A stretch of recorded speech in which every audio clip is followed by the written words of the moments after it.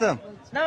Assalamu aleyküm beyler, kulla basın yangi razaylar. Rabbim ya Ramazan, Muhammed ümmetiga boy Ramazan. Avval başlap Xudona yod etaylik, o'tgan payg'ambar arvohini shod etaylik. Rabbim ya Ramazan, Muhammed ümmetiga boy Ramazan. Ota qibla ona Ka'ba deydilar, ota onani asrang bandalar. Rabbim ya Ramazan, Muhammed ümmetiga boy Ramazan. Kimgadir berding farzandingni bisyor, kimnadar qilmagin sen tirnoqqa zor. Rabbim ya Ramazan, Muhammed ümmetiga boy Ramazan. Ro'zayam